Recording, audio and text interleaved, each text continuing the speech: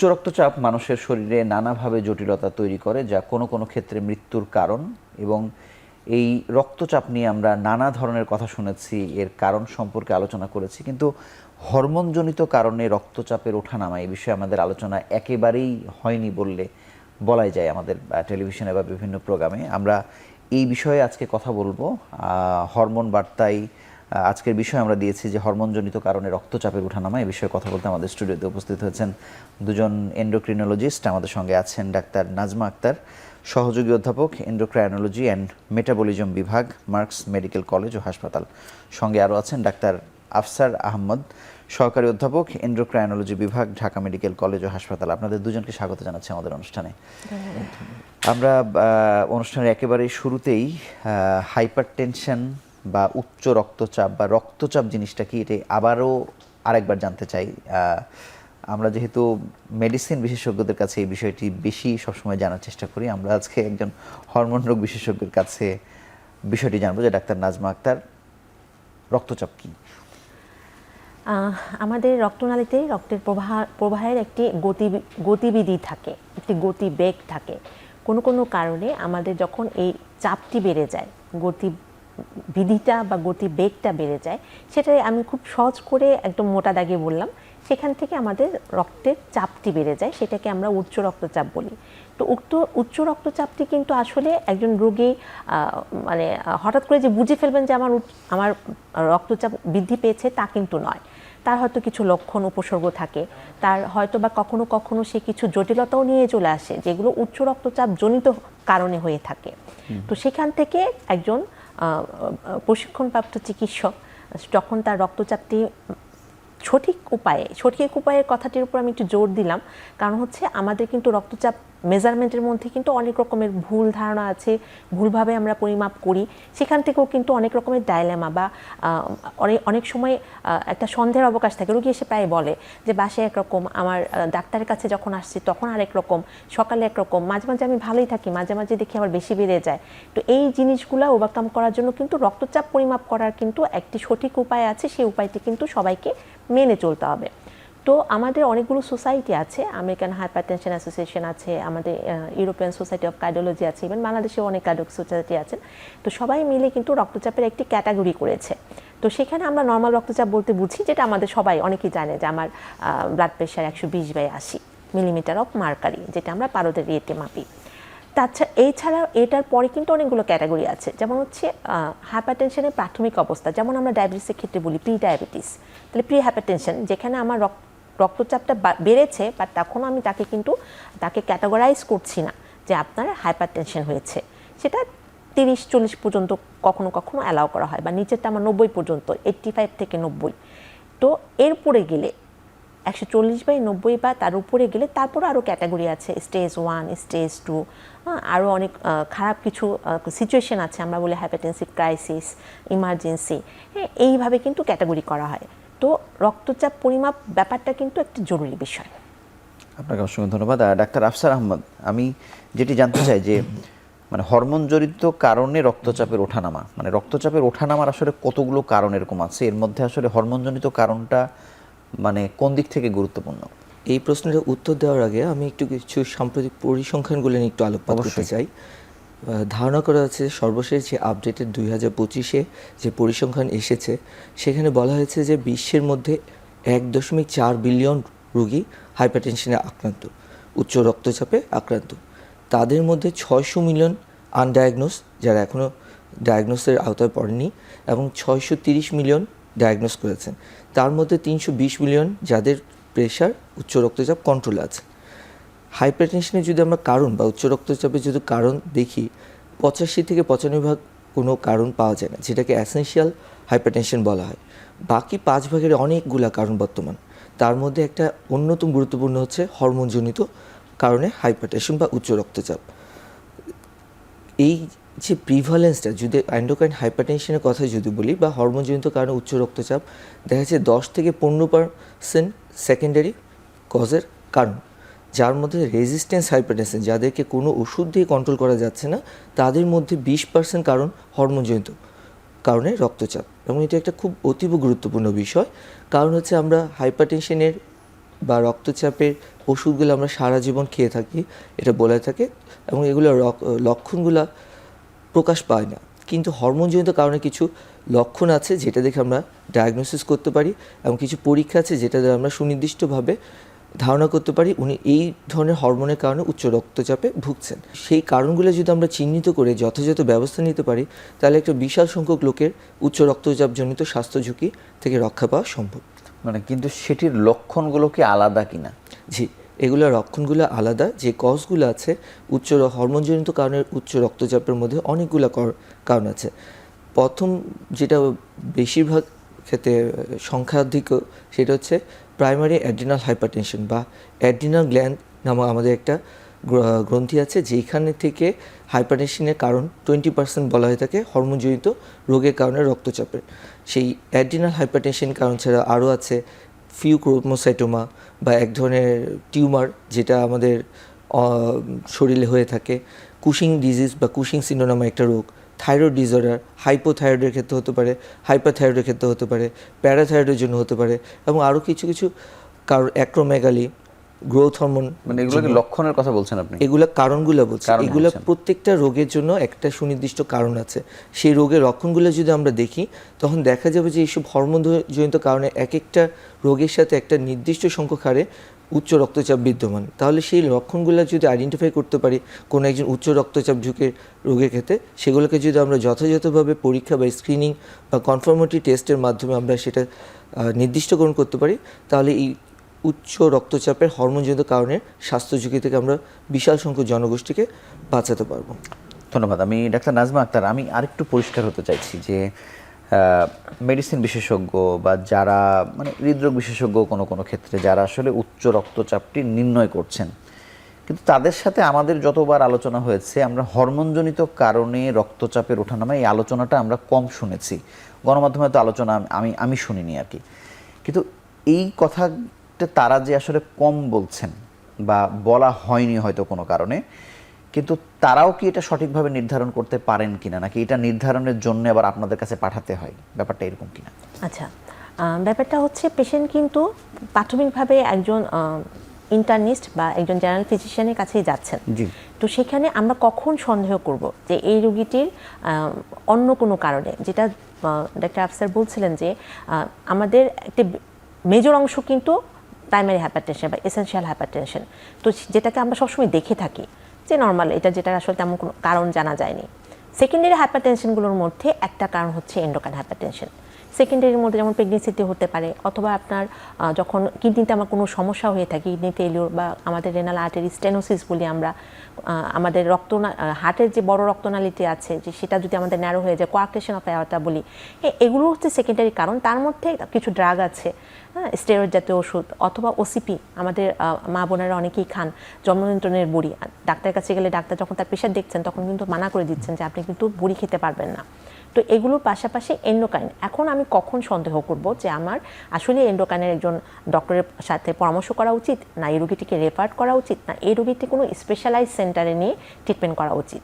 তাহলে ওই যে ডাক্তার আফসার আহমেদ বলছিলেন যে যখন আমার একটি রোগী বয়স কম, ইয়াং এজে তার হাইপারটেনশন নিয়ে আসছে, আমরা 50-40 এই বয়সগুলোতে কিন্তু সচরাচর কারো হাইপারটেনশন দেখলে কিন্তু খুব অবাক হই না।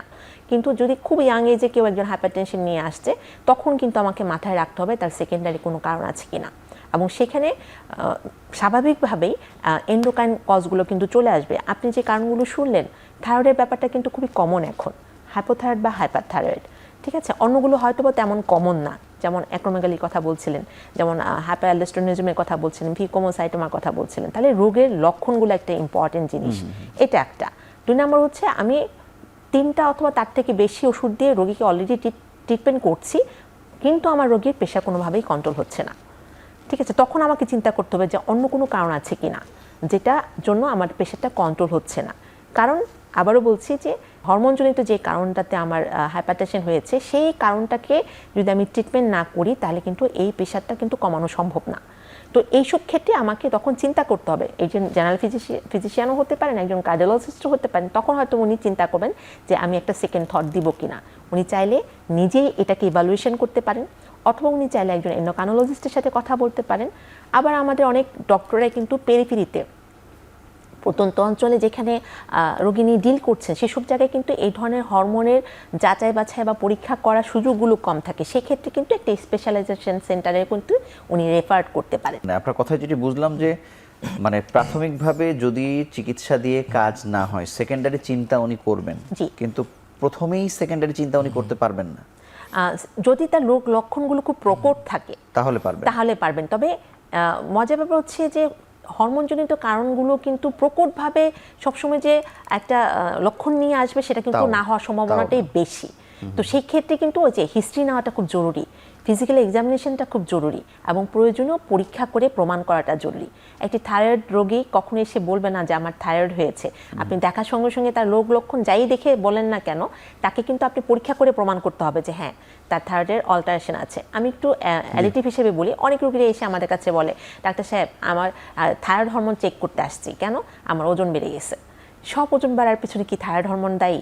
নয়। সেই ক্ষেত্রে হরমোনগুলো পরীক্ষা করে, এবং শুধু তো হরমোন না, তার সাথে আরও কিছু প্রাসঙ্গিক পরীক্ষা আছে যেগুলো করতে হয়, যেগুলো হয়তো বা সব জায়গাতে অ্যাভেলেবেল না। সেসব ক্ষেত্রে অবশ্যই এখানে আমাদের একটি কম্বাইন বা যুগপতভাবে সবাই একসাথে কিন্তু এই ধরনের রোগীগুলো ট্রিটমেন্ট দেওয়া হয়। যেমন এখানে প্রাসঙ্গিকভাবে কখন যদি একটা টিউমার থাকে সেখানে কিন্তু একজন সার্জারি বিশেষজ্ঞের কিন্তু প্রয়োজন পড়বে। অতএব ব্যাপারটা কিন্তু এক হাতে একা ডিল করাটা একটু কঠিন হয়ে যায়। ধন্যবাদ ডাক্তার আফসার আহমদ। আমি জানতে চাই যে অন্য যে কারণগুলোতে রক্তচাপের ওঠানামা হয়, আর যদি এটি হরমোনজনিত কারণে হয়, এটি কি বেশি ক্ষতিকর নাকি কম ক্ষতিকর? ধন্যবাদ গুরুত্বপূর্ণ এই প্রশ্নটি অবতারণার জন্য। অন্যান্য কারণে যে কারণে উচ্চ রক্তচাপ হয়ে থাকে তার সাথে সাথে হরমোনজনিত কারণগুলো একই পরিমাণেই ক্ষতিকর, বরং কিছু কিছু ক্ষেত্রে আরও বেশি ঝুঁকিপূর্ণ। কারণ সেগুলো হরমোনজনিত কারণের রোগের একটা লক্ষণ হিসেবে প্রেশার থাকে, সেগুলো আরও অন্যান্য হরমোনজনিত কারণের উপসর্গ থাকে। তাহলে সেই উপসর্গগুলোর জটিলতা দেখে সেগুলো আরও এডিটিভ ঝুঁকি বা অতিরিক্ত ঝুঁকি থেকে থাকে। সেই জন্য বলা হচ্ছে যে হরমোনজনিত কারণগুলো যেহেতু লক্ষণ ভিত্তিক, সেই লক্ষণগুলো যদি কোনো রোগীর মধ্যে দেখা যায় তাহলে সেগুলো পর্যালোচনা করে আমরা এই উচ্চ ঝুঁকির হাত থেকে আমরা রোগীকে অনেকাংশেই রক্ষা করতে পারি। আর যে কথাটা নাজমা আপু বলেছেন যে হরমোনজনিত কারণে উচ্চ রক্তচাপ যে কারণগুলা, এগুলা কিন্তু আমরা এখন কার্ডিওলজিস্ট বা অন্যান্য ইন্টারভেনশনিস্ট থেকে আমরা কিন্তু বেশি রেফার পাই, এবং অবশ্যই এটা কৃতিত্ব দিতে হবে সোশ্যাল মিডিয়াকে। তাদের বেশিরভাগ ক্ষেত্রে এইসব জিনিসগুলো আলোকপাত করার কারণে এখন কিন্তু মানুষ অনেক সচেতন। একজন যে কম শিক্ষিত মানুষ সেও যখন একজন ডাক্তারের কাছে যান, তিনি কিন্তু দেখেন উনি কিসের ডাক্তার, উনি পেটের ডাক্তার কিনা, পেটের মধ্যে উনি লিভার বিশেষজ্ঞ কিনা, উনি কিডনি বিশেষজ্ঞ কিনা। সোশ্যাল মিডিয়ায় এইসব আলোচনাগুলো আসার কারণে মানুষ এখন আগে থেকে অনেক সচেতন হয়েছে, এবং আমাদের মধ্যে ডক্টর কমিউনিটির মধ্যে রেফারেল সিস্টেমটা অনেক ডেভেলপ করেছে। আমরা হরমোনজনিত কারণে যেসব জটিলতা পেয়ে থাকি, যেমন উচ্চ রক্তচাপজনিত, এর অধিকাংশ কিন্তু আমরা কার্ডিওলজিস্টদের কাছ থেকেই আমরা রেফার হয়ে পারছি। এবং সেই ক্ষেত্রে যে ধারণাগুলো করা হচ্ছে হিস্ট্রি টেকিংয়ের মধ্যেই ওনারা বুঝে যাচ্ছেন যে এই সেকেন্ডারি কজের মধ্যে হরমোনজনিত কারণে ঝুঁকি থাকতে পারে। প্রথমে যেটা উনি বলেছেন যে কম বয়সীদের ক্ষেত্রে যদি আমাদের উচ্চ রক্তচাপ থাকে, এটা একটা খুব গুরুত্বপূর্ণ বিষয়। আগে আমাদের ধারণা ছিল যে অধিক মাত্রায় বয়সীদের ক্ষেত্রেই উচ্চ রক্তচাপ হয়, কিন্তু এখন দেখা যাচ্ছে যে চিকিৎসা বিজ্ঞানের উন্নয়নের কারণে অনেক কিছু দেখা যাচ্ছে হরমোনজনিত কারণে অনেক অল্প বয়সেই উচ্চ রক্তচাপ ঝুঁকি হতে। সেই যেহেতু যখন একজন কার্ডিওলজিস্ট একজন ইয়াং পেশেন্টকে উচ্চ রক্তচাপ পান, উনি ওই হরমোন প্রাথমিক স্ক্রিনিং করেই উনি কিন্তু রেফার করে দেন একজন হরমোন বিশেষজ্ঞের কাছে। দ্বিতীয়ত হচ্ছে কাউকে যদি উচ্চ রক্তচাপ রেজিস্ট্যান্ট হাইপারটেনশন 3 বা ততোধিক ওষুধ দ্বারাও যা লক্ষ্যমতা পূরণ করা যাচ্ছে না, সেই সব রোগীর ক্ষেত্রেও ওনারা একটা দ্বিতীয় চিন্তা করেন যে এটা হরমোনজনিত কারণে হয়ে থাকতে পারে। তৃতীয়ত হচ্ছে কারো যদি রক্তচাপের সাথে পটাশিয়াম কমে যায়, আমাদের যে একটা লবণের মাত্রা, যাদের পটাশিয়াম কমে যায় তাদের অধিকাংশ ক্ষেত্রে হরমোনজনিত রোগের সংশ্লিষ্টতা থাকে।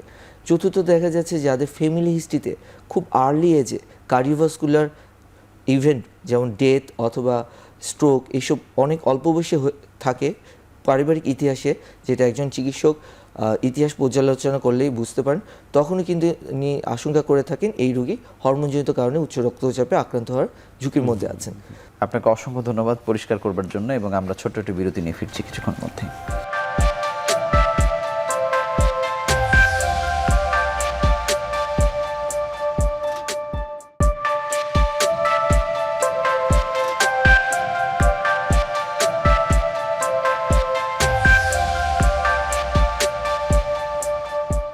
ডাক্তার নাজমা আক্তার, বিরতির আগে ডাক্তার আফসার আহমদ বলছিলেন যে বেশি রেফারেলটা আসলে হয় একজন কার্ডিওলজিস্টের কাছ থেকে, মানে এটির কারণটা কিছুটা উনি পরিষ্কার করেছেন। আমি আরেকটু পরিষ্কার হতে চাই যে অন্যদের কাছ থেকে আসলে কেন আসে না, বা যাদের হরমোনজনিত কারণে রক্তচাপের ওঠানামা হয় তারা কি হৃদরোগের ঝুঁকিতেও ভুগে থাকেন কিনা?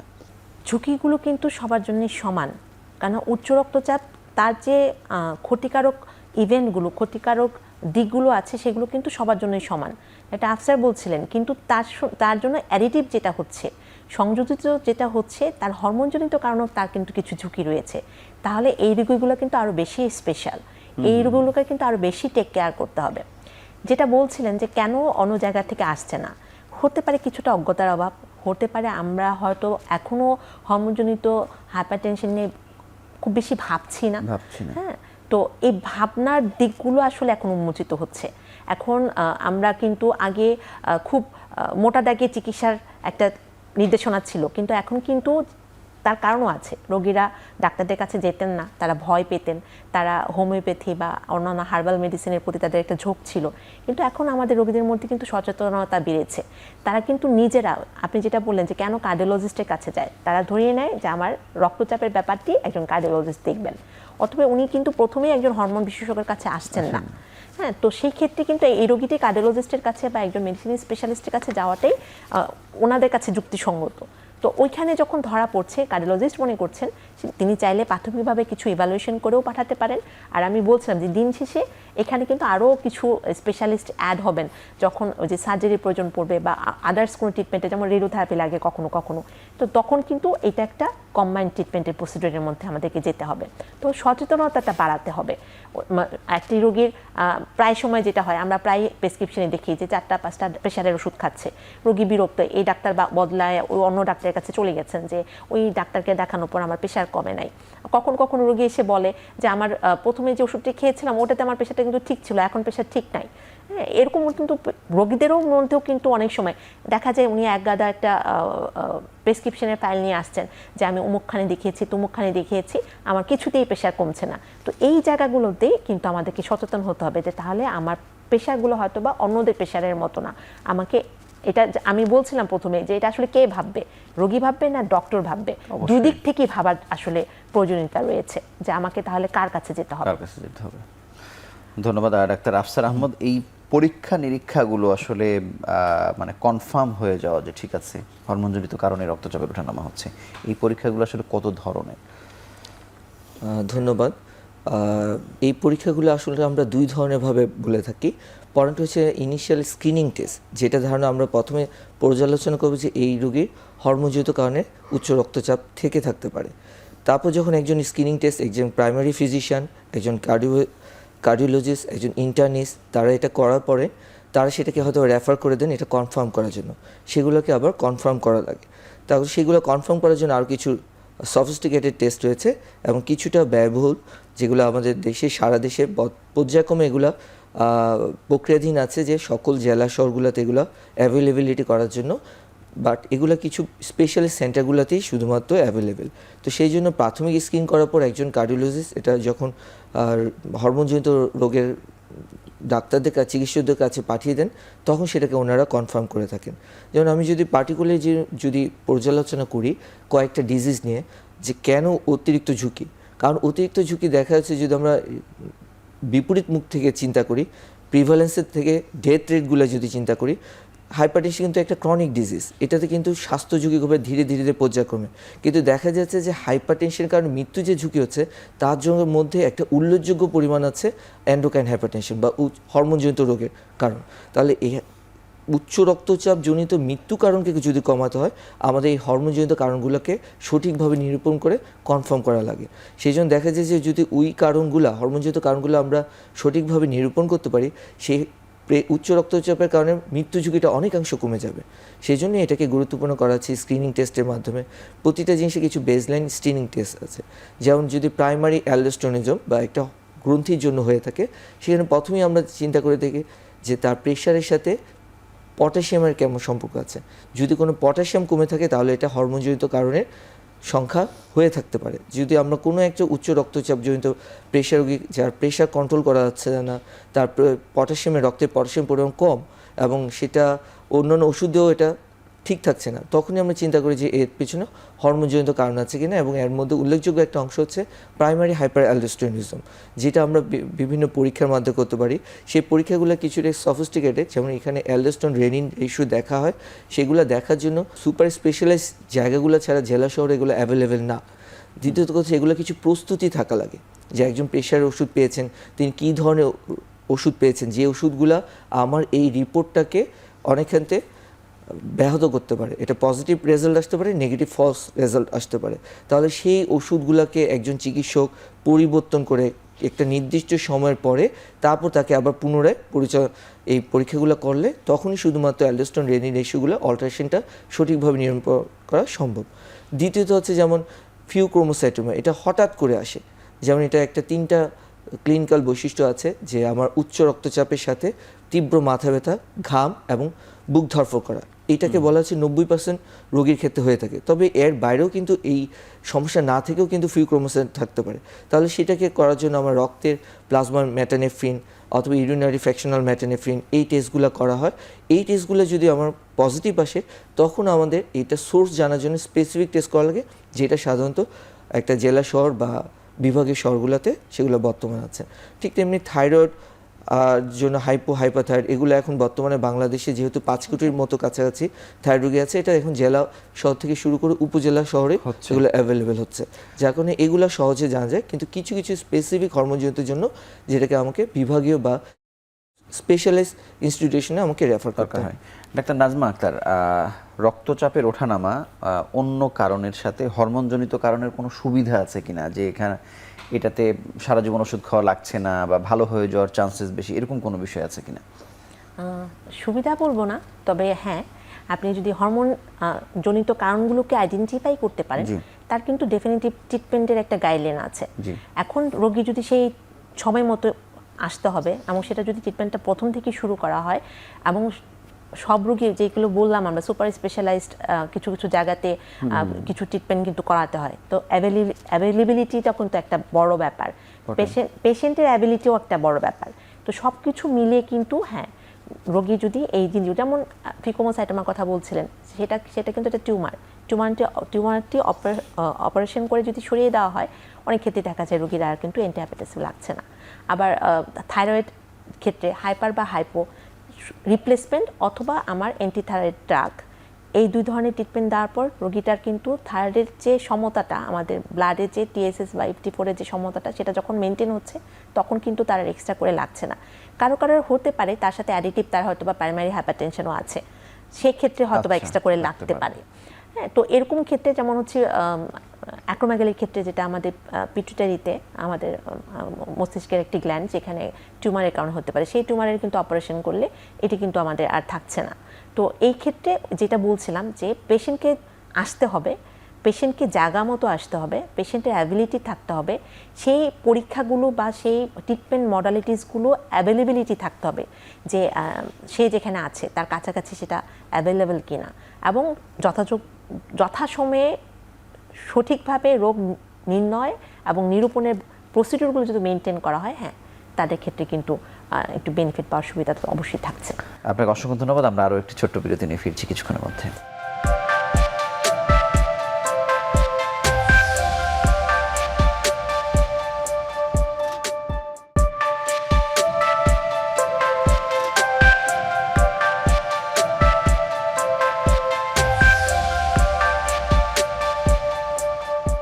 ডাক্তার আফসার আহমদ, আপনার কাছে জানতে চাই যে এই রোগীকে আপনারা যখন পান, মানে অন্য জায়গায় হরমোনজনিত কারণ আইডেন্টিফাই হয় নাই, কিন্তু আপনাদের কাছে এসে হয়েছে, মানে এই সময়টা কত দিনের বা কতটা সময় ক্ষেপণ করে আপনাদের কাছে এসছে? উনি হয়তো যথাসময়ে একজন চিকিৎসকের কাছে এসছেন, এটি জানতে চাই। খুব গুরুত্বপূর্ণ একটা প্রশ্ন, কারণ আমরা যখন রোগীটাকে পাই এবং তার যদি উচ্চ রক্তচাপের ইতিহাস যদি পর্যালোচনা করি, ডিস্টেন্সটা কিন্তু অনেক দীর্ঘ। কারণ একটা রোগী যখন প্রেশার কন্ট্রোল হয় না, তিনি বিভিন্ন ওষুধ দিয়ে থাকেন। বলা হচ্ছে যখন রেজিস্ট্যান্স হাইপারটেনশন মানে 3 বা ততোধিক ওষুধ দ্বারা নিয়ন্ত্রণ করা যাচ্ছে না, তো তার না, মানে মানে আমি বলছি যে উনি হয়তো চিকিৎসকের কাছে এসেছেন, একজন বিশেষজ্ঞ চিকিৎসকের কাছে, কিন্তু সেখানেও সময় ক্ষেপণ হয়েছে আইডেন্টিফাই। আমাদের কাছে যখন আসছে আসলে রোগী ততদিনে আসলে কমপ্লিকেশনগুলো নিয়ে আসে। ট্রু। হ্যাঁ, আমাদের কাছে এখনো কিন্তু এই ট্র্যাডিশন তৈরি হয়নি। ওই যে যেটা বললাম যে এখন হয়তো আস্তে আস্তে তৈরি হয়ে যাবে। রোগীরা এখন সবাই কিন্তু এখন আমাদের ইউটিউব বলেন বা আমাদের না, কিন্তু এটা কত সময় লাগে? এটা তাও সময় লাগছে, আমি বলছি পর্যায়ক্রমে যে এটা অনেক দীর্ঘ সময় নিয়ে আসেন, কারণ রোগীটা আনআইডেন্টিফাইড থাকেন। কিন্তু ওই যে প্রথমে যে আমরা বলেছি যে মার্কারগুলা, যে কোন কোন কারণে হরমোনজনিত হতে পারে, এই মার্কারগুলো যদি একজন প্রাথমিক চিকিৎসক যদি জানেন, একজন রোগীর মধ্যে যদি সচেতনতা হয়, তাহলে যে কোনো জটিলতা তৈরির অনেক আগেই রোগীর পক্ষে একজন সঠিক চিকিৎসক এই যে কাছে আসা যদি সম্ভব। জানেন, এই যদির প্রসঙ্গ আমরা ধরে নিলাম যে একজন রোগী জানেন না, উনি অন্ধ, কিন্তু চিকিৎসক জানেন কি জানেন না, তাকে আমরা জানাতে পেরেছি কিনা যার কাছে এই রোগীগুলো তুলনামূলকভাবে বেশি যাচ্ছে আর কি। খুব গুরুত্বপূর্ণ এবং জনসচেতনমূলক যে এটা আসলে কিন্তু আমরা যদি পর্যালোচনা করি অতীতের তুলনায়, বর্তমানে কিন্তু ট্রেন্ড আর চেঞ্জিং, যে ধারাটা চেঞ্জ হচ্ছে। এখন কিন্তু প্রাথমিক অল্প কিছুদিনের মধ্যে কিছু কিছু রোগী আমরা পাচ্ছি যারা রেফার্ড হয়ে কিন্তু চলে আসছেন।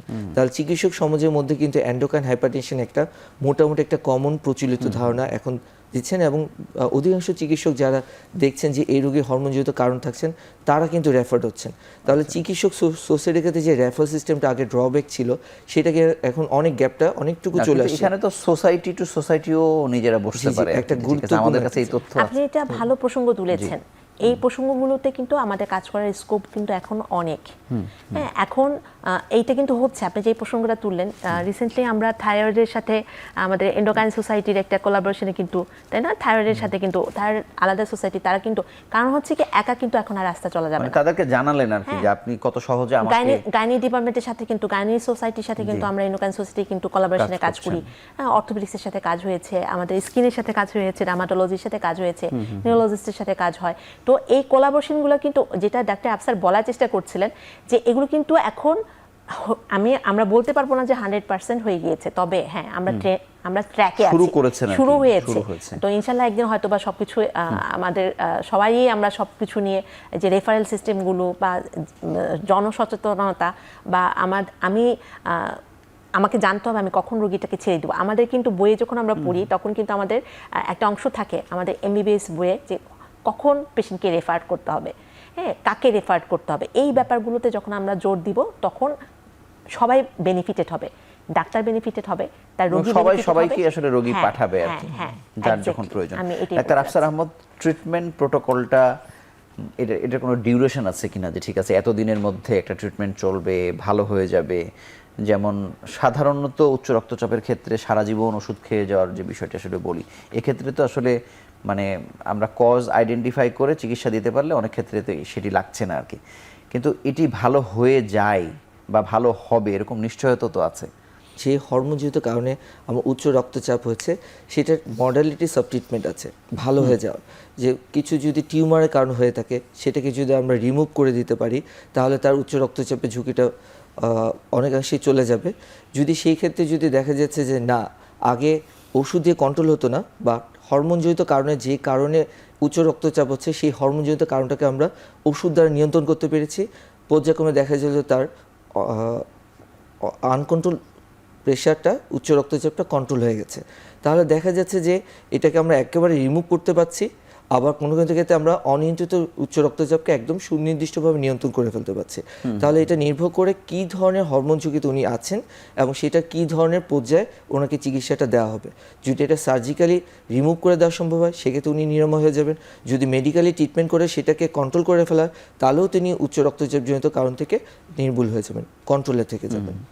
ডাক্তার নাজমা আক্তার, মানে এই রোগীরা যাদের আইডেন্টিফাই হয়ে গেছে হরমোনজনিত কারণ, মানে তাদের প্রতিরোধের পথ বা তাদের জীবনযাপন, চলাফেরা, খাওয়া দাওয়া, এটা সবই কি আসলে উচ্চ রক্তচাপের রোগীর মতোই কিনা, নাকি এটার মধ্যে আলাদা কোনো বিষয় আছে প্রতিরোধের ক্ষেত্রে? আচ্ছা, ধন্যবাদ। আমি প্রশ্নটি একটু মডিফাই করতে চাই। আমরা সবসময় বলি, যেমন ডায়াবেটিসের রোগীদের ক্ষেত্রে আমরা একটি সুনিয়ন্ত্রিত জীবনযাপন প্রণালীর কথা বলি, সুষম খাদ্য তালিকার কথা বলি। এটা কি আসলে ডায়াবেটিস রোগীর জন্য? সবার জন্য। সবার জন্য। এই উচ্চ রক্তচাপের ব্যাপারটাও তাই। এটা আসলে সবার জন্য, যে আমাদের ওয়েট ম্যানেজমেন্টের কথা বলা হয়, ওয়েট রিডাকশনের কথা বলা হয়, আইডিয়াল ওয়েটটাকে মেনটেন করার কথা বলা হয়, সল্টের পরিমাণ ইনটেক করার কম করার মানে একটা মডারেশন করে বা সুনিয়ন্ত্রিত মাত্রার লবণ গ্রহণ করার কথা বলা হয়, ফিজিক্যাল অ্যাক্টিভিটির কথা বলা হয়, স্মোকিংটাকে অ্যাভয়েড করতে বলা হয়, অ্যালকোহল অ্যাভয়েড করতে বলা হয়, রেস্ট স্ট্রেস কমানোর কথা বলা হয়। এগুলো কিন্তু সবার জন্যই একই রকম। এখন হাইপারটেনশনের আমি কিন্তু একটু আগে বলছিলাম যে একজন সেকেন্ডারি কজ অথবা এন্ডোক্রাইন হাইপারটেনশনের রোগী যে প্রাইমারি কারণে তার সাইমultaneously দুইটাই যে নাই এরকমও কিন্তু অনেক সময় এরকম হয়, তার হাইপারটেনশন তার সাথে হয়তো বা তার একটা এন্ডোক্রাইন কজ আছে। তো সেক্ষেত্রে কিন্তু এই সুনিয়ন্ত্রিত জীবন প্রণালী সবার জন্যই সমান। এবং হ্যাঁ, তার যে এন্ডোক্রাইন কজগুলো সেগুলোকে যখন আইডেন্টিফাই করা হবে এবং তার জন্য যদি কোনো আলাদা ডিরেকশন থাকে, সেটা কিন্তু একজন এন্ডোক্রাইনোলজিস্ট তার সাথে সেটা আলাপ করবেন। ডাক্তার আফসার আহমদ, বিশেষায়িত হাসপাতালের কথা বলছিলেন, মানে যেখানে এই ফ্যাসিলিটিসগুলো আছে, আপনার নির্ণয় তো একজন চিকিৎসক করছে, কিন্তু পরীক্ষা নিরীক্ষার সুযোগ সুবিধা, মানে এই হাসপাতালগুলোর কিছু নামও আমরা জানতে পারি কিনা, যে মানুষের হয়তো বোঝার সুবিধার্থে যে এই জায়গাগুলোতে হয় বা এই জায়গাগুলোতে হচ্ছে না।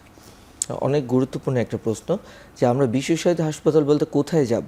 হ্যাঁ, এখন প্রতিটা মেডিকেল কলেজ হাসপাতালে এন্ডোক্রাইন ডিপার্টমেন্ট আছে, এবং আপনার মাধ্যমে আমি জনগণকে জানিয়ে দিতে চাই যে প্রতিটা জায়গায় এন্ডোক্রাইন যেসব বিভাগগুলো আছে সেখানে কিন্তু এন্ডোক্রাইন হাইপারটেনশন ক্লিনিক আছে, যে ক্লিনিকে আসে একটা প্রোটোকল আছে। সেটা তো হয়তো বাংলাদেশ মেডিকেল বিশ্ববিদ্যালয় আছে বা ঢাকা মেডিকেল কলেজ, কিন্তু আরো সব জায়গাতে তো ক্লিনিক নাই। না, আমি বলছি যেসব জায়গায় এই মেডিকেল কলেজগুলো আছে সেই সব জায়গায় এন্ডোক্রাইন ক্লিনিকগুলো আছে, সেই ক্লিনিকের প্রোটোকল অনুসারে সব জায়গাগুলোতেই কিন্তু টেস্টগুলো বর্তমান। যেমন আমাদের যদি ধরি ঢাকা মেডিকেল কলেজ, আমাদের বাংলাদেশ মেডিকেল বিশ্ববিদ্যালয়, বারডেম, এছাড়া ময়মনসিংহ বা Chittagong medical college, Rajshahi medical college, পুরনো মেডিকেল কলেজগুলোতে মোটামুটি হরমোনজনিত যেসব কমন কারণে আমাদের উচ্চ রক্তচাপ হয়েছে তার সমস্ত চিকিৎসাগুলো আছে। সেই জন্য এটাকে আরও স্পেসিফিকেশন করা হয়, যেমন ওইখানে আসলে অনেক ধরনের উচ্চ রক্তচাপের কারণ আছে, কিন্তু যখন উনি একজন হরমোনজনিত কারণে ক্লিনিকগুলোতে চলে আসবেন, উনি সুনির্দিষ্টভাবে প্রস্তুত করে তাকে কিভাবে স্ক্রিনিং করে কিভাবে কনফার্ম করা যায়, সেসব কোন কোন ওষুধগুলো বাদ দিয়ে যেগুলো আমার ল্যাবরেটরিতে ইন্টারফারেন্স করতে পারে সেগুলো করে সেই গাইডলাইনের মাধ্যমে করা হয়, যার কারণে দেখা যাচ্ছে যে অনেক বহুলাংশের ক্ষেত্রে যে খরচ সেটা অনেকাংশ কমিয়ে ফেলা সম্ভব, যাতে স্পেসিফিক লক্ষণগুলো দেখে স্পেসিফিক টেস্ট করে, একবারে অনেক কিছু টেস্ট করে ফেলা না, যে আমি এই রোগীর মধ্যে এই হরমোনজনিত কারণ দেখা যাচ্ছে, সমস্যাগুলো সাধারণভাবে লক্ষণ প্রকাশ পাচ্ছে, আমি তাকে সেই হরমোনের পরীক্ষাটা আগে করলাম। তাতে হয় কি, ওইভাবে করলে আমাদের খরচ বহুলাংশে কমিয়ে আসা সম্ভব। এবং এখানে যে হাসপাতালগুলোর কথা বলেছি প্রতিটা জায়গায় এই ধরনের সেটআপ বর্তমানে বাংলাদেশে বিরাজমান আছে। আচ্ছা, ডাক্তার নাজমা আক্তার, আমি প্রশ্নটা একটু উল্টো দিক থেকে করি, যে যাদের হরমোনজনিত সমস্যা আছে তাদের সবারই কি আসলে এই রক্তচাপের ওঠানামার সমস্যাটি হতে পারে? না, কিছু হরমোনের কথা কিন্তু প্রথম থেকেই বলছিলাম, কারণগুলো আমরা কিন্তু প্রথম থেকেই শুনছিলাম। আমাদের ব্লাড প্রেশার মেনটেন যে হয় নর্মাল, আমাদের যে বডিতে ব্লাড প্রেশার মেনটেন হয় তার মধ্যে কিন্তু ইম্পর্টেন্ট তিনটি হরমোন নিয়ে আমরা অনেকক্ষণ ধরেই কথা বলছি। একটা হচ্ছে এলডোস্টেরন, একটা হচ্ছে যেটা এপিনেফ্রিন নন এপিনেফ্রিন, আরেকটি হচ্ছে আমাদের কর্টিসল। এইগুলোর ক্ষেত্রেই আমাদের আসলে এই ব্লাড প্রেশার ওঠানামাটার তারতম্যটা বেশি দেখা যায়। আর তার সাথে ডাক্তার আফসার প্রথমেই বলছেন অন্য কারণগুলোর মধ্যে একটা হচ্ছে যে গ্রোথ হরমোন, যেটা অ্যাক্রোমেগালির কথা বলছিলাম আমরা, হ্যাঁ, আমাদের থাইরয়েড হরমোন TSS FT4 এর কথা বলি, thyroid TSS stimulating hormone, thyroid stimulating hormone, এগুলোর কিন্তু একটি ভূমিকা আছে আমাদের এই ব্লাড প্রেশার মেনটেনের। তো যে হরমোনগুলো আমাদের ব্লাড প্রেশার, আমাদের বডির নর্মাল ব্লাড প্রেশার মেনটেন করার জন্য কাজ করে, তাদের যদি কোনো জটিলতা দেখা দেয় সেই ক্ষেত্রে আমাদের সাধারণত আমাদের এন্ডোক্রাইন হাইপারটেনশন বা ব্লাড প্রেশারের তারতম্য হয়ে থাকে। আপনাকে অসংখ্য ধন্যবাদ। আমরা শেষ বিরতি নিয়ে আলোচনায় ফিরছি আবার।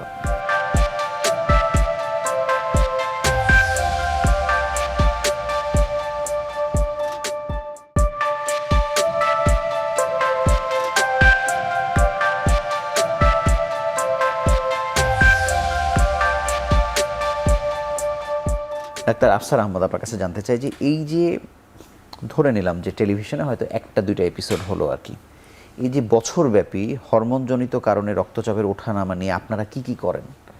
মানে সেমিনার হোক, অন্যদের সঙ্গে বসা হোক, মানে এটা কতটা আলোচনায় থাকে? এই যে আমরা যে ডিসিমিনেশন করা, যে সবার মধ্যে জনসচেতনতা, এটা চিকিৎসকদের মধ্যে, সাধারণ চিকিৎসক থেকে শুরু করে বিশেষায়িত চিকিৎসকদের মধ্যে, জনগণের মধ্যে, সেটার জন্য আসলে আমাদের যে বছরব্যাপী প্রতিটা সোসাইটি কিন্তু একটা ক্যালেন্ডার থাকে। সেই সব ক্যালেন্ডারগুলোর মধ্যে যখন আমরা সোসাইটি পারফর্ম করি, যেমন একটু আগে ডক্টর নাজমা বলেছেন যে আমরা গাইনোকোলজিক্যাল সোসাইটির সাথে কিছু গাইনি এবং হরমোনের ওভারল্যাপিং সিন্ড্রোমগুলো নিয়ে ইন্টারকোলাবোরেশন করছি, তারপর আমরা কার্ডিওলজিস্টদের সাথে করছি, নিউরো সার্জনদের সাথে করছি, জেনারেল সার্জনদের সাথে করছি। তাহলে যেই হরমোনজনিত চিকিৎসার জন্য অন্যান্য বিশেষায়িত চিকিৎসকের সুনির্দিষ্ট পরামর্শ প্রয়োজন, তাদের সাথে কিন্তু যখনই আমাদের মত বিনিময় হচ্ছে তখনই সেই জিনিসগুলো করা হচ্ছে। এবং এটা যেমন সোসাইটি করছেন, তেমনি বাংলাদেশ সরকারও করছেন। সরকার যখন কোনো কার্যক্রমে গাইডলাইন তৈরি করছেন, তখন ওই গাইডলাইনে রিলেটেড যেসব সুপার স্পেশালিস্ট দরকার, তাদেরকে সবাইকে কিন্তু একই প্ল্যাটফর্মে নিয়ে আসছেন, নিয়ে এসে সবার ইনপুট দিচ্ছেন, দিয়ে টোটালি কিভাবে এই রোগটার জন্য প্রতিটা জায়গা থেকে, অ্যাসপেক্ট থেকে, একজন কার্ডিওলজিস্ট অ্যাসপেক্ট থেকে, একজন হরমোন বিশেষজ্ঞের দৃষ্টিকোণ থেকে, একজন গাইনোকোলজিকের দৃষ্টিভঙ্গি থেকে, প্রতিটা মতামতকে গুরুত্ব দিয়ে একটা গাইডলাইন কিন্তু তৈরি করা হচ্ছে। ন্যাশনাল লেভেলে এরকম বহু হরমোনজনিত কারণে গাইডলাইনগুলো এবং ক্রনিক ডিজিজ এনসিডি যে আমাদের কার্যক্রম আছে, সেখানে গাইডলাইনগুলো তৈরি করার ক্ষেত্রে বিভিন্ন বিশেষায়িত চিকিৎসকদের মত বিনিময়ের মধ্যে করেই এটা কিন্তু করা যাচ্ছে। এবং আমরাও যখন প্রোগ্রামগুলো করছি, তখনও সেই সব বিশেষজ্ঞ চিকিৎসকরা আমাদের প্রোগ্রামে এসে উপস্থিত হচ্ছেন, তাদের সুনির্দিষ্ট মতামতগুলো পেশ করছেন এবং আমরাও সেই প্রোটোকলগুলোর ক্ষেত্রে তাদের মতামতকে নিয়ে থাকি। ডাক্তার নাজমা আক্তার, মানে ঠিক আগে, আজ থেকে 5 বছর আগেও আমরা দেখতাম যে হরমোনজনিত কারণের যতগুলো সমস্যা আছে সেই আলোচনাগুলোর মানে পরিধিটা একটু ছোট ছিল আর কি। কিন্তু আপনাদের সাথে আমাদের নিয়মিত আলোচনা বা এটি ছাড়াও আমরা দেখছি যে অনেকগুলো ডিসিপ্লিনের ভিতরে আপনারা ঢুকছেন, নতুন করে আমরা জানতে পারছি যে এটারই আপনারাই আসলে মূল লোক, এরকমও হচ্ছে অনেক ক্ষেত্রে। মানে এটা নিয়ে আসলে কোনো জটিলতা হচ্ছে কিনা, মানে বিভিন্ন ডিসিপ্লিনের চিকিৎসক বা সোসাইটি এটার সাথে? কারণ যে আলোচনাগুলো আপনারা কখনো করতেন না, ওই জায়গাগুলোতে কিন্তু আপনারা আস্তে আস্তে ঢুকছেন। কখনো কখনো মনে হচ্ছে যে এটা আপনাদেরকে দিয়েই আসলে এই সমস্যাটা শুরু, যেটা ট্রিটমেন্ট হয়তো আপনারা সব থেকে ভালো করতে পারেন। মানে এই পরিধিটা কত বেশি বাড়ছে, হরমোনজনিত কারণে রোগীর সংখ্যাও আসলে কত বেশি বাড়ছে? আপনি 5 বছর আগে যে কথা বললেন, 5 বছর না, আমরা যখন স্টুডেন্ট ছিলাম তখনও কিন্তু হরমোন নিয়ে এত কথা ছিল না। হরমোন বলতে যেটা মানুষের একটা ধারণা, ডায়াবেটিস আলাদা অসুখ আর হরমোন হচ্ছে অন্য জিনিস, কিন্তু ডায়াবেটিসও একটি হরমোনজনিত অসুখ। মানুষের কিন্তু ডায়াবেটিস সম্বন্ধে ধারণাটাই তখন শুধু ছিল যে শুধু ডায়াবেটিস, অন্য হরমোনগুলো নিয়ে কথাবার্তা হতো না। এটি একটি কারণ তো অবশ্যই, সেটা হচ্ছে সচেতনতা বেড়েছে, মানুষের শিক্ষার হার বেড়েছে, মানুষের ভিতরে জানার প্রবণতা বেড়েছে। অনেক গাইডলাইনের মধ্যে আপনাদেরকে ইনপুট করা হচ্ছে, যেটা আগে আপনারা ছিলেন না। হ্যাঁ, আর যে ওই যে দিন শেষে বললাম না, দিন শেষে আমাদের টার্গেট কিন্তু আমাদের পেশেন্ট। যখন একটি পেশেন্টকে এই যে একটি কম্বাইনলি একটি সুনির্দিষ্টভাবে একটি পেশেন্টকে ট্রিট করার এই প্যাটার্নটা কিন্তু রিসেন্ট। আপনি গত 5 বছর ধরে এটা কিন্তু অনেক ইমপ্রুভ হয়েছে, যে একটি পেশেন্টকে সব সবাইকে নিয়ে ডিল করা, তাতে কিন্তু শুধু যে পেশেন্ট বেনিফিটেড হয় তা কিন্তু না, আমরাও কিন্তু বেনিফিটেড হই। রাষ্ট্রের অনেক অর্থ অপচয় রোধ হয়, এক্সট্রা খরচগুলো কমে যাচ্ছে, রোগীর কিন্তু হসপিটালে স্টেইং কমে যাচ্ছে, রোগীর স্ট্রেস কমে যাচ্ছে, রোগীর চিকিৎসকের প্রতি আস্থা বাড়ছে, কোয়ালিটি অফ লাইফ, যে এসে ওয়েল ট্রিটেড হচ্ছে। কোয়ালিটি, আচ্ছা, এটা হওয়ার আরেকটাও কারণ আছে, যেমন অনেক পরীক্ষা নিরীক্ষা আগে এত অ্যাভেলেবেল ছিল না, এখন কিন্তু সব জায়গায় অ্যাভেলেবেল। এখন যেটা ডাক্তার আফসার বলছিলেন যে বিভাগীয় শহরগুলোতে, জেলা শহরগুলোতে হরমোনের আগে কিন্তু এত পরীক্ষা হতো না। কেন ডায়াবেটিস বেশি ধরা পড়ে? আপনি একটা আঙ্গুল প্রিক করছেন, আপনি জানতে পারছেন, অ্যাটলিস্ট জানতে পারছেন আমার সুগারটা হাই অথবা নর্মাল।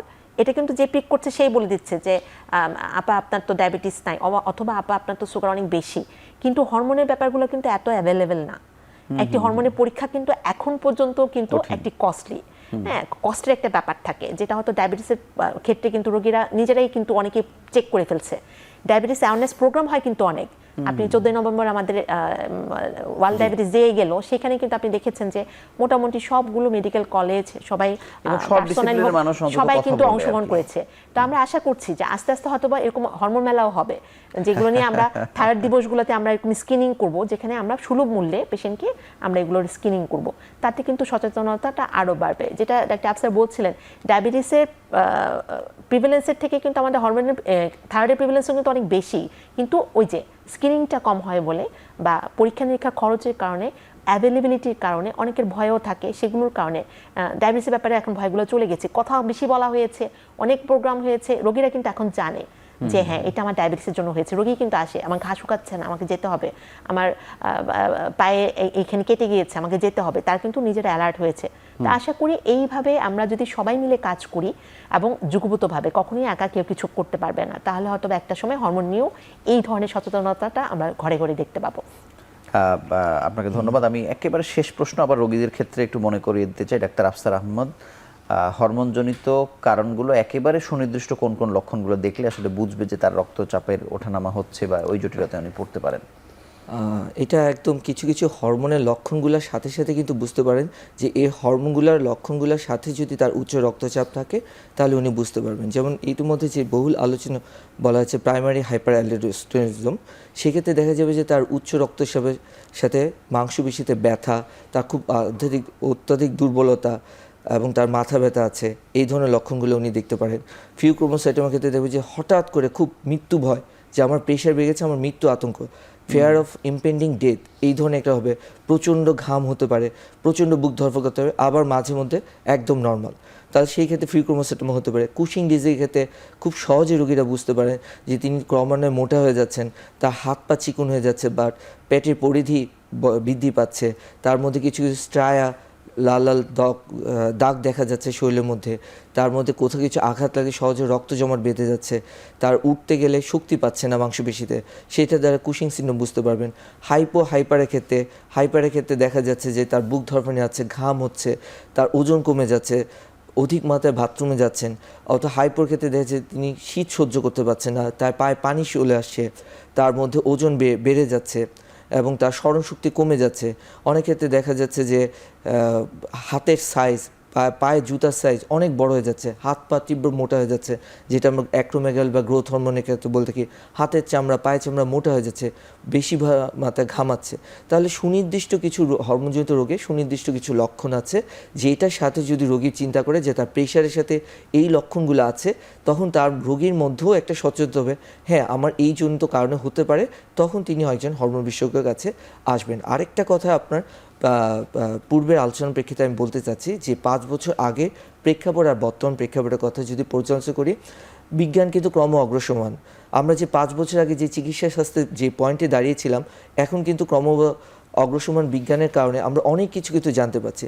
যেমন একটা ছোট বাচ্চার প্রেশার পাওয়া গেছে, তখন কিন্তু দেখা যাচ্ছে বিজ্ঞানে এটা কিছু কিছু কনজেনিটাল এনজাইম ডিফিসিয়েন্সি জানা হচ্ছে, যেটা আগে আমরা চিন্তাও করতে পারতাম না। বর্তমানে বাংলাদেশে সেই সব এনজাইমের চিকিৎসা পর্যন্ত চলছে। তাহলে এই যে এই চিকিৎসাগুলো বিশ্বে আগে আবিষ্কার হয়েছে, সেই সব দেশে ছিল, এবং সেই সব মানুষগুলো বিদেশে যে এই রোগের কারণে নাম শুনে আসছে, সেগুলো চাহিদা দেখার পর এখন বর্তমানে বাংলাদেশে সেই সব জটিল জটিল ধরনের এনজাইম রোগের চিকিৎসা করে সেটা সম্পূর্ণ নির্মূল করা সম্ভব হচ্ছে। তাহলে এই অগ্রসর বিজ্ঞানের যাত্রায় আপনি দেখেন যেই টেস্টগুলো আগে হতো না, এখন কি সেগুলো বাংলাদেশে অ্যাভেলেবল হচ্ছে। আপনাকে ধন্যবাদ এবং আপনাদের দুজনকে অসংখ্য ধন্যবাদ আমাদের সঙ্গে যুক্ত হওয়ার জন্য। আপনাকেও ধন্যবাদ। হরমোনজনিত কারণে রক্তচাপের ওঠানামা নিয়ে আমরা বিস্তারিত আলোচনা করেছি। আপনারা বিষয়টি আরও পরিষ্কারভাবে বোঝার চেষ্টা করুন, শুনুন, এবং যদি আপনার সমস্যা হয়ে থাকে, এই লক্ষণগুলো থাকে, যেখানে সেখানে না দৌড়ে একজন হরমোন রোগ বিশেষজ্ঞের শরণাপন্ন হন। ভালো থাকুন, সুস্থ থাকুন।